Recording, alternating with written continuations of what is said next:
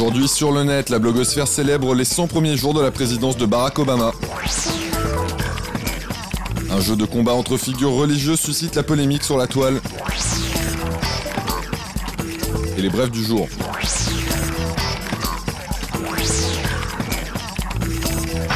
Voilà 100 jours que Barack Obama est au pouvoir aux États-Unis, un anniversaire largement commenté sur la toile.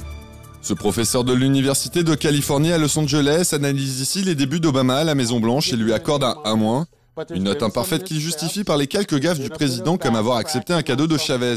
Cette vidéo du site Slate.com compare les 100 premiers jours d'Obama à ceux de certains de ses prédécesseurs pour montrer qu'il est plutôt chanceux. Ainsi, pas de pneumonie mortelle comme Harrison, ni de guerre de sécession en vue comme pour Buchanan. Côté démocrate, ces 100 premiers jours sont l'occasion de dresser un bilan positif des avancées opérées comme l'égalité des salaires pour les femmes, mais également de critiquer l'attitude de l'opposition qui est ici assimilée au parti du non systématique.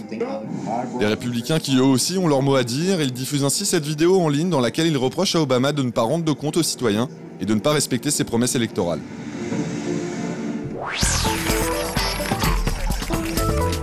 Un jeu de combat en ligne baptisé Face Fighter où combattants de la foi faisant s'affronter plusieurs figures religieuses a déclenché la colère de nombreux croyants, réaction en ligne. Au centre de la polémique, ce jeu dans lequel 6 divinités et prophètes s'affrontent à tour de rôle dans des combats violents.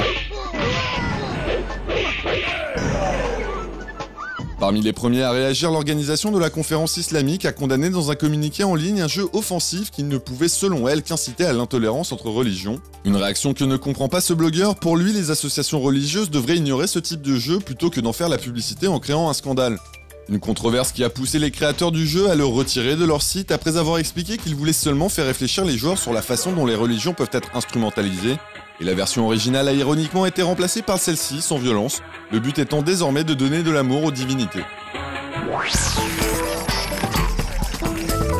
Un internaute japonais a mis en ligne les photos et la vidéo de la construction d'un modèle réduit en Lego du cuirassé Yamato, le plus gros navire de guerre jamais construit. Un travail acharné qui lui aura pris 6 années et 4 mois. Résultat, une œuvre de 6,70 m de long, qui pèse 150 kg et a nécessité plus de 200 000 pièces.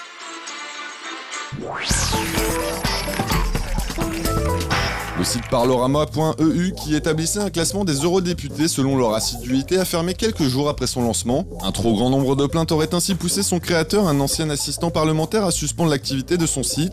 Mais Parlorama.eu ne devrait pas tarder à refaire son apparition en ligne, la plupart des informations étant disponibles sur le site du Parlement européen.